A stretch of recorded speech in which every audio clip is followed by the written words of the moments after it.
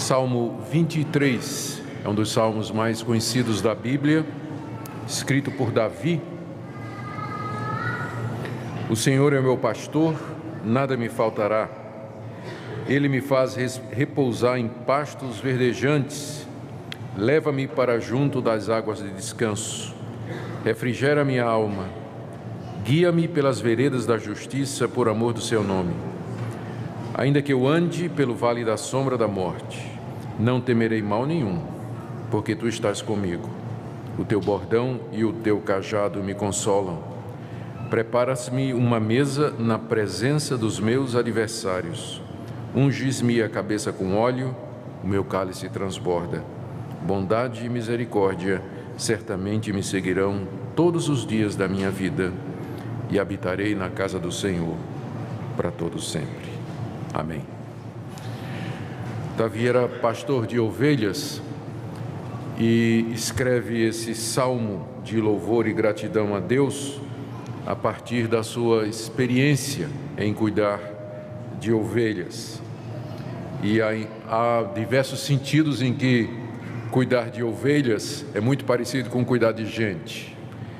Por isso ele transfere para Deus essa figura, ele trata Deus como sendo um pastor que cuida do seu rebanho. E no caso aqui, ele se coloca como sendo aquela ovelha em particular da qual Deus toma conta. O Senhor é o meu pastor e nada me faltará. Esse salmo, então, por causa dos versículos iniciais, ele ficou conhecido como o Salmo do Bom Pastor. Só que, quando a gente olha direitinho, a gente percebe que a figura do pastor ocupa somente os 3 primeiros versículos. Davi usa mais 3 figuras daquela época para se referir ao cuidado e à proteção de Deus. O pastor é apenas uma dessas figuras, uma dessas maneiras de pensar a respeito de Deus, que ele é um pastor que cuida das ovelhas, mas Davi menciona mais 3 outras ilustrações ou comparações para nos dar o quadro maior do cuidado de Deus e do amor de Deus para conosco. De fato, primeiro o pastor, do verso 1 a 3, o Senhor é meu pastor e nada me faltará. Ele se refere ao fato de que Deus, verso 2, o faz repousar em pastos verdejantes, era isso que o pastor fazia, levava o rebanho e as ovelhas para locais onde havia comida, pastos verdes. Depois, ainda no verso 2, leva-me para junto das águas de descanso, não só comida, mas bebida também, e a figura aqui é de um riacho tranquilo, as águas tranquilas, claras, limpas, onde as ovelhas então poderiam beber e se satisfazer. E no verso 3, a orientação e a direção: refrigera minha alma e guia-me pelas veredas da justiça por amor do seu nome. São 3 coisas básicas que as ovelhas precisavam. Precisavam de comida, bebida e saber para onde ir. Dizem que ovelha é um bicho muito burro, não é? Se é que pode comparar um animal com outro. Mas que a ovelha ela é meio que desorientada assim. Ela precisa realmente de orientação. Eu não quero dizer nada com essa comparação, tá? Com relação a vocês. Mas a ovelha precisa ser orientada, ela precisa ser guiada. E Davi diz que Deus, como nosso pastor, ele vai providenciar o sustento material e espiritual, como ele também vai nos encaminhar aqui nesse mundo nas veredas da justiça, nos caminhos dele, naquilo que nós devemos fazer, da maneira como nós devemos andar. Por isso, ele começa essa parte dizendo assim, que porque Deus é o nosso pastor, nada nos faltará, nada. Ele menciona só 3 coisas, mas o nada aqui abrange todas as outras necessidades não mencionadas aqui nessas passagens. Alguém já perguntou o que é qual é a palavra mais importante no verso 1? E a resposta é a palavra nada.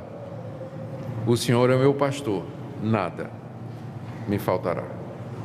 Ele vai cuidar de nós como um pastor cuida das suas ovelhas. Mas aí a figura muda no verso 4. Deus agora, no verso 4, ele já não é mais descrito como um pastor que cuida amorosamente das ovelhas, mas como um viajante que vai conosco na viagem, que vai no caminho. Verso 4: ainda que eu ande pelo vale da sombra da morte, não temerei mal nenhum, porque tu estás comigo. A tua vara, o teu bordão e o teu cajado me consolam. Agora, nós saímos da figura do pasto verdejante das águas tranquilas e entramos agora numa estrada. Provavelmente Davi tinha em mente os tempos de peregrinação. Uma vez por ano, pelo menos, os judeus iam de onde moravam para Jerusalém, e o caminho pelas regiões montanhosas da Judéia, da Palestina, não eram caminhos fáceis. Havia muitos locais que eram propícios para emboscada, em que os malfeitores e salteadores estariam à espreita para pegar qualquer viajante solitário. Às vezes esses locais poderiam ser descritos como o Vale da Sombra da Morte, porque era um vale cercado de montanhas, onde os bandidos estavam lá esperando a pessoa passar para atacar, matar, roubar, pilhar, destruir, saquear, enfim, fazer tudo isso. Davi se refere a Deus como, eu vou usar a expressão com respeito, como o guarda-costas dele, não é? Ele está dizendo: ainda que eu passe naquele lugar de perigo, ainda que eu vá nesse local onde a possibilidade de eu ser morto é grande, eu não vou ter medo, porque tu estás comigo. É como se Deus estivesse andando ao lado de Davi para proteger Davi naquele caminho solitário no vale da sombra da morte. A tua vara e o teu cajado me consolam. A gente sempre lê esse versículo pensando na figura do pastor. A gente diz que a vara e o cajado do pastor consola a ovelha. Mas que tal você pensar de outra maneira aqui? Davi está consolado porque esse que vai ao lado dele está armado com a vara e com um bordão. E se vier um inimigo, pau na cabeça, não é? Então, Deus está como um guarda armado, um companheiro de viagem, ali para nos proteger, mesmo que a gente passe pelo vale da sombra da morte. Ele não somente é o nosso pastor que cuida de nós, mas Ele é também o nosso protetor. E a gente sabe que essa vida aqui nesse mundo, ela toda pode ser descrita como o vale da sombra da morte, porque nós estamos sujeitos a todos os efeitos negativos do pecado.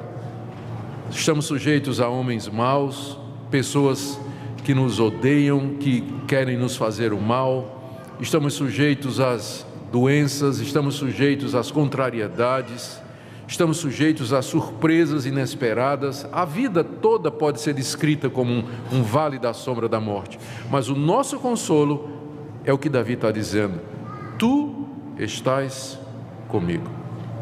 O mesmo Deus do qual Davi diz: tu és o meu pastor, nada me faltará, é o mesmo Deus de quem nós podemos dizer: tu estás comigo. Ele não somente nos supre, mas também nos protege. No verso 5, a figura já é outra, não tem nada mais a ver com ovelha, não tem nada a ver com pastor, não tem nada a ver com o vale da sombra da morte. Agora a figura é de uma festa, de uma recepção. Verso 5: preparas-me uma mesa na presença dos meus adversários, unges-me a cabeça com óleo e o meu cálice transborda. A figura que está por detrás aqui, nos parece, é a recepção de um soldado, especialmente um oficial vitorioso, que vem da guerra vitorioso e é recebido então na sua cidade com um banquete, onde ele é ungido com óleo, recebe presentes, e aí segue-se um banquete em que o vinho era então servido como símbolo de alegria, né? A taça dele era enchida até a boca, né? Transbordava, como que dizendo assim: vamos nos alegrar porque Deus te deu a vitória. Está aí no verso 5. Deus é aquele que nos recebe, Ele prepara uma mesa na presença dos meus adversários, os adversários destruídos, vencidos, e diante deles, diante de um mundo que nos é hostil, Deus nos recebe e festeja conosco. e unge a nossa cabeça e enche o nosso cálice de alegria. Ou seja, no meio desse mundo hostil, dos adversários, dos inimigos, o nosso Deus nos dá a vitória. Ele festeja conosco, Ele nos enche de alegria. Ele é o pastor, por isso nada vai faltar. Ele é o nosso protetor, por isso não temerei mal nenhum no vale da sombra da morte. E Ele é também quem me recebe, me recepciona e me enche de alegria. O verso 6, agora já é outra figura. Agora nós temos a figura do templo de Jerusalém. Por isso que eu falei que uma das ideias por detrás desse salmo é a peregrinação que o judeu fazia para o templo uma vez por ano para celebrar as grandes festas de Israel, estar junto com o povo de Deus e louvar a Deus. À medida que ele caminha para Jerusalém, ele vai pensando: Deus vai me guiar nos caminhos da justiça e não vai me faltar comida e bebida porque Ele é meu pastor. E quando eu passar pelo vale da sombra da morte, eu também não vou temer mal algum porque Ele está comigo. E na verdade eu chegarei vitorioso e Ele tem um banquete preparado para mim quando eu chegar lá.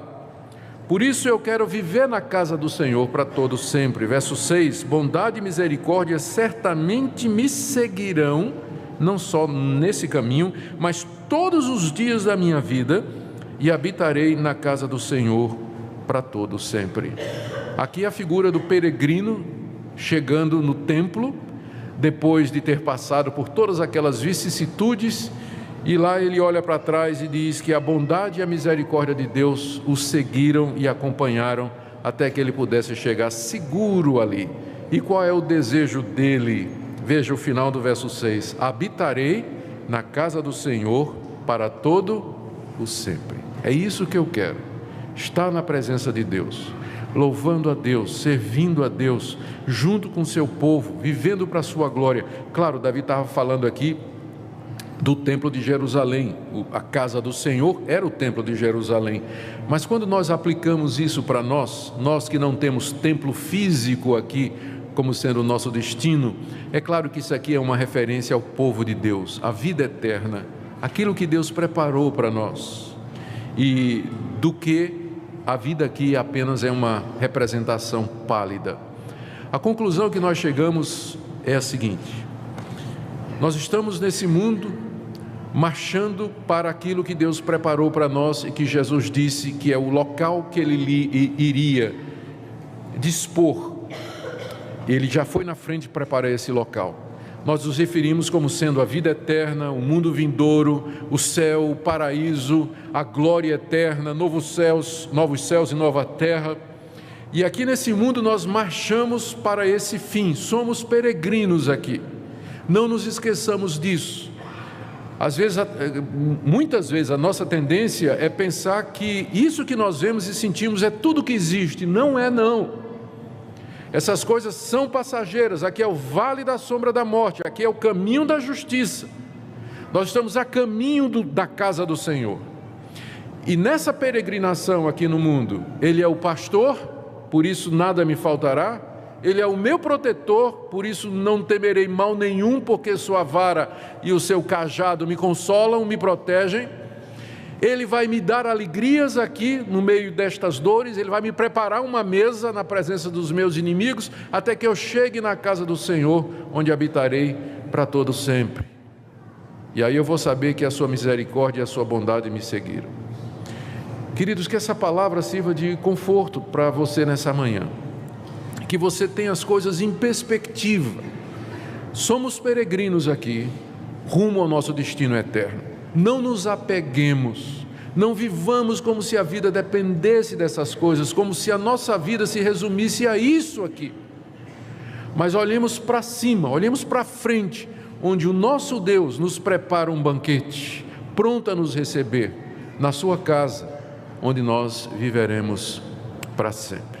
O que nós vamos fazer agora, celebrando a ceia do Senhor, é nos lembrar disso, que Cristo Jesus, o Filho de Deus, morreu na cruz, derramou seu sangue e deu o seu corpo por nós, para que nós pudéssemos nos engajar nessa peregrinação e chegar lá no templo de Deus, na casa do Senhor, no novo céu e na nova terra, onde habita a justiça. Foi somente por causa dele, e é isso que nós vamos celebrar nesse instante.